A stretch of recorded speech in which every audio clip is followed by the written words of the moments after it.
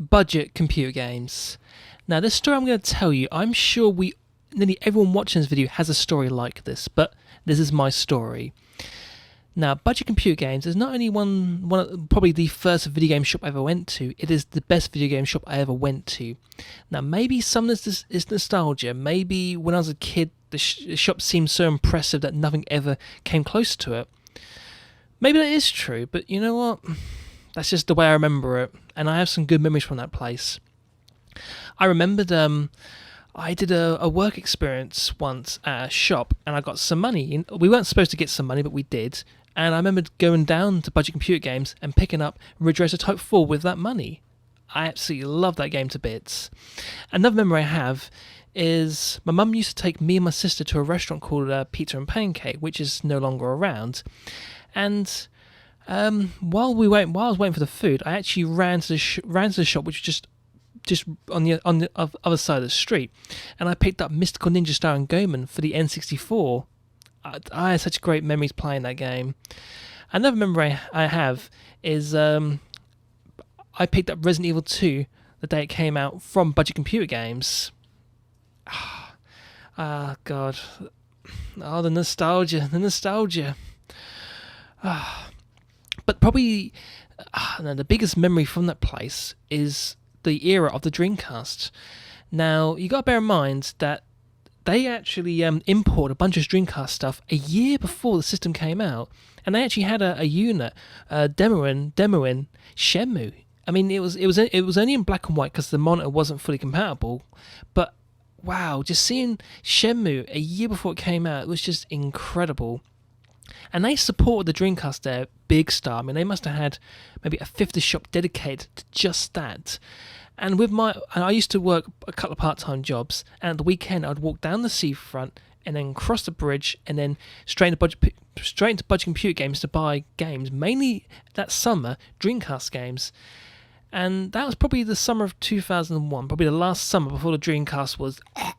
And that was such a great summer. I've never had as cool as gaming summer as that summer, and all those games I picked up from Budget Computer Games.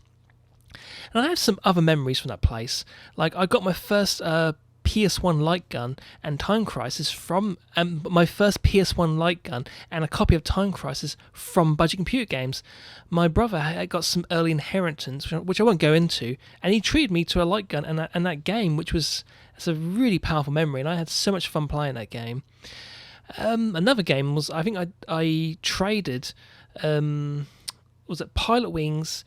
with some cash on the day that Turok 2 came out.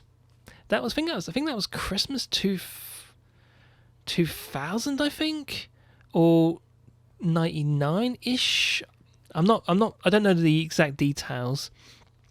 And that was really nice because my brother actually picked it up for me. I gave him the game, I gave him some cash, and he was doing a job and I was at school. He picked it up for me so they didn't sell out.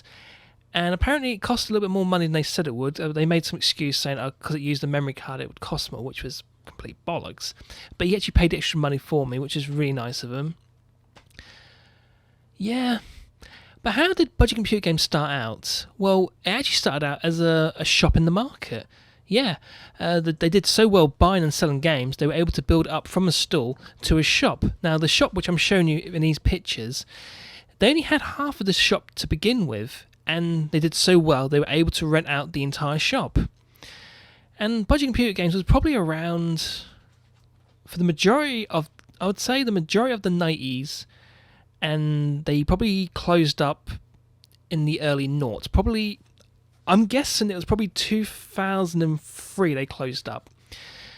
And why did they close? I don't know. I mean, I think it was 2001. Yeah, I think we had a game opened up. A game opened up here. Now, it didn't seem at first like game affected them, because I think the gamer market becomes so big that there was enough room in my hometown for two gaming shops. Well, one gaming shop and one independent gaming shop. So I don't think game was the reason they closed. I mean, whatever the reason was, who knows? But there are a couple of rumours as to why they closed. The first was they got done for selling stolen games. I never saw anything that made me suggest that they were doing anything like that. So it could just be rumours. Another rumour was that they were selling game copies under the desk. Again, I never saw anything that made me think that.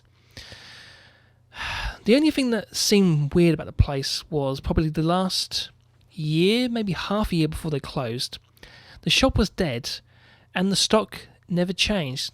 No one traded games, no one bought games, and every time I went in there to buy games with my allowance, there was just nothing new. And that was the reason why I loved that place, because every time I went there was something new, something, it was like, oh wow, awesome, I gotta have that. Yeah, and then suddenly they were closed, and again all we had was those rumours I told you about.